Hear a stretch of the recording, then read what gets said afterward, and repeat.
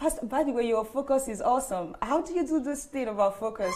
I mean, at the moment, there's a retreat going on in your house for women. And come the month of March 30th, yeah, this month, actually, 30th of March to the 3rd of April, you have the anniversary coming up.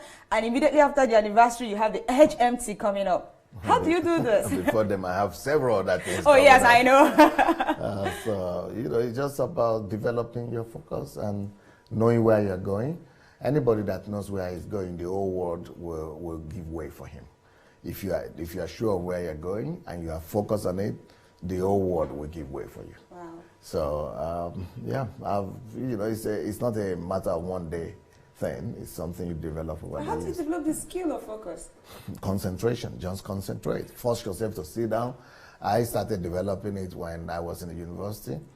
One of the things that university give you is the stamina and the ability to develop yourself, the skills that you didn't have before.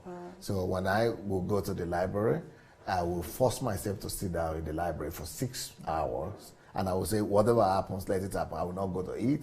I will only go to the restroom. If I feel like sleeping, I will sleep here. If I feel like dozing, I will doze here.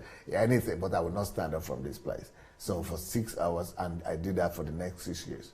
So that was helpful. And when I am reading, because I lived in the dormitory, I make sure that no matter what's going on around me, I focus on what I'm reading, and I make sure it gets to me.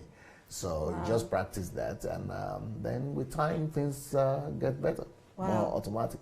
Wow. You know, you sat in the library for 6 hours. For how long? Yeah, for 6 years. For 6 years. Okay, that was when you were studying journalism. Yes. And you're not practicing at the moment. No, I don't. But I developed the skills in me to be able to endure, to be able to be diligent, to be able to be detailed, and to be focused. So it's not the knowledge that really matters, but the change that happens in you. Wow. So those changes later helped me in pastoring the church. So when eventually I needed to start the church and I was not having the result I needed, I remember the focus that I had in the university. I said, okay, if I could just study in the library for 6 hours, I can do the same thing now. And I just decided to be praying the same 6 hours every day. So I was doing that for the first 2-3 years of the church. Every day I prayed 6 hours. So that also was a good foundation. But so what I developed in the university later helped me in my calling. So when you are disciplining yourself and you are working on yourself, that discipline goes to work out for you eventually, sooner or later in life, no matter the field or whatever you get yourself into.